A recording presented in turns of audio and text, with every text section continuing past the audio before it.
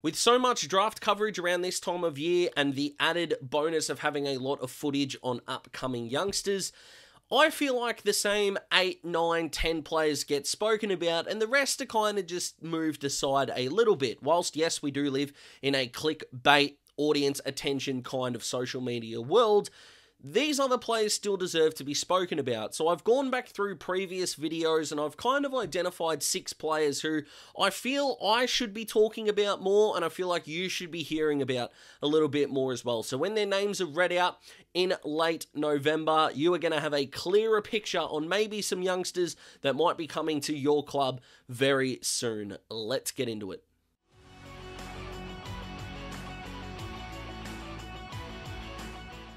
So let's get started with the man who I believe won the draft combine, that being Darcy Wilson.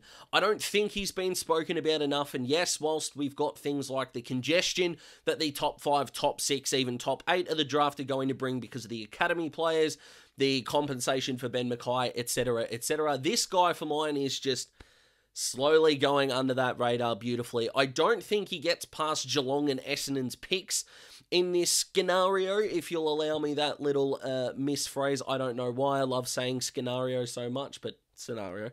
Let's do professionally, Daz. Come on, you're good at this. But what I really like about Darcy Wilson is his ability to not only cover the ground, but do it for 120 minutes. You can be really good at covering the ground for 60 of them, but if you're burnt out in the second half, you're nowhere, effectively. Wilson's not like this at all. He's got some leadership traits about him, loves hitting the scoreboard, which is a phrase that I say kind of tongue-in-cheek. Who doesn't like kicking goals? But he can do it as well, and he is a really good size for the role that he plays. Whichever club picks him up, and at this stage I am putting Geelong as the favourite here, are going to get a guy that I think can play really early into his career, and I think can have a long one as well. I've got high hopes for this youngster. The forgotten man of the Gold Coast Academy kids is Jake Rogers, and you might look at a 170cm build and just kind of toss him aside in terms of what you're looking for in a draftee, but Gold Coast are going to be getting a very tenacious and tough midfielder. I don't expect him to start in the Gold Coast midfield rotation to begin his career, and that's okay. He can start out as a quality, not quantity kind of possession getter as he fights for midfield minutes. We've seen how well Rowell and especially Noah Anderson in last year's Brownlow count with Touk Miller, how well Gold Coast are going, but with the acquisition of Sam Flanders' signature, I should say, for his 4-year contract extension, it might take him a while. But even though Ethan Reid and Jed Walter are going to steal the show for not only how good they are, but the positions they play, Ben King gets his tall partner in Jed, and Ethan Reid will comfortably sit alongside Ned Moyle and Jared Witts in that Gold Coast ruck room. Do not forget about this youngster either. Very clean with the pill, professional. The Suns' third. He's going to be a good one. Next up, I'm going to George Stevens, and the reason why I don't think this young man is being spoken about enough is very simple. Because he's ready now. It's very strange. When we see a lot of these guys outside of the top 10, it's seemingly we're only talking about the guys with what we call upside. So they're not finished now, but geez, once they're ready, whew, they could be anything. But this guy's ready now. He's 189 centimeters. He's tough. He's contested beast. He wins his clearances. He might not be the sexy option because we like our outside players, our beautiful users, our goal kickers, our defenders, whatever it may be. No. Do not forget about this guy. He is going to be something, and I really hope a side like the Crows come to the party. Laird and Dawson don't have to be at every centre bounce. Matt Crouch probably does, but a midfield that's already nearly ready to go would be a really good option for him. He's not ready to be a number 1 midfielder yet. That's not what we're saying.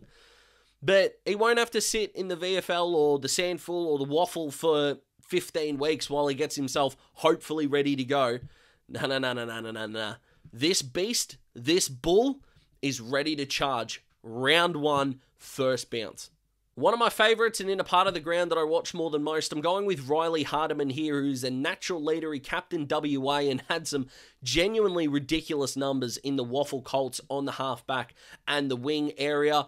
I see a side like Carlton really going after Hardiman here, as he potentially could be an upgrade on Zach Fisher's role in the back end of 2023. I still think West Coast are an option at their second pick, potentially. He mightn't be the highest priority, but if you're picking talent over fit, and the fact that he's a WA boy, not that it affects West Coast too much because they don't really go home, is also a really good fit there. But what I love about this guy is he's not only quick, he's got endurance. We see a lot of guys who run fast and then don't do anything in the last 15, 20 minutes of a game.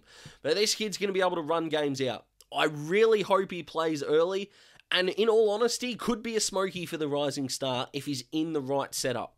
The silky skills are great. His footy IQ is awesome. I love this guy.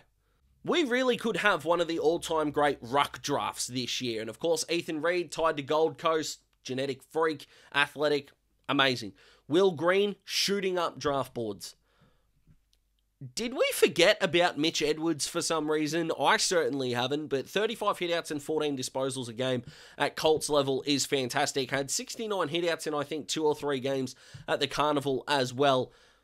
I don't really understand why we've kind of stopped talking about him, and I think the reason why is he's been consistent in the back end of the year.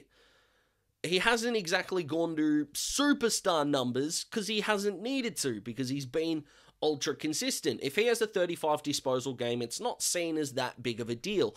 But if a ruckman, and this doesn't apply to any that are in this draft, average, say, 20, 21, 22 hitouts, then end their season with a month of 35 hitouts a game, they'll get all the love. We really are in a clickbait kind of drafting social media society.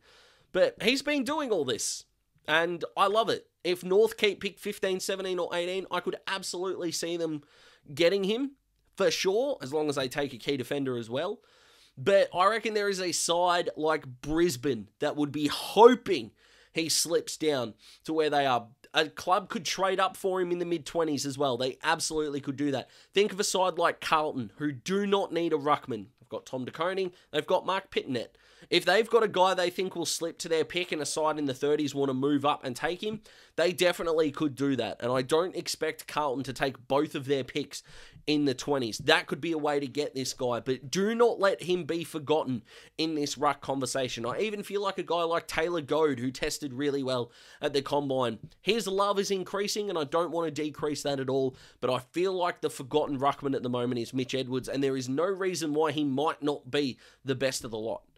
And let's finish with another academy guy, but a Swans one this one. Caden Cleary is this kid's name. Averaged 27 disposals throughout his footy this year, but it was actually his 2 back-to-back VFL performances in which he had 7 clearances against the Giants, an eventual reigning premier Gold Coast, that kind of made them go, yep, he's Sydney's guy, and then we just forget about it. I understand in an open draft you're not going to worry about him really at all, but if we're talking about guys that could be ready to go, he is one. Yes, Sydney did pick up Taylor Adams, and they've already got a stacked midfield group, but I suspect that he will get a go in this side in 2023 at some point. Ready to go, ultra polished, good contested player, and I read somewhere that they're worried about his opposite foot. Geez, if that's your biggest complaint about an 18-year-old kid ready to enter the AFL system, I don't really know what to tell you, but he finds the footy, he's your in and under type, and as a part of a next generation Sydney midfield, I think he's going to fit in just fine. So they're my most underrated prospects, guys. I could make a part 2 to this list, I really could. Is that something you'd be interested in? Comment below, let me know. Who's your most underrated prospect? Comment below, let me know. I love interacting with you guys in the comments. Like the video if you like the video. Subscribe to join the Daz Talks Footy family. You keep on keeping on, having an amazing week, you absolute champions. I look forward to talking to you again very soon. There will be a live draft Q&A. I'm still trying to figure out what day of the week I'm going to do that as per my schedule, but I cannot wait to interact with you very soon. Goodbye.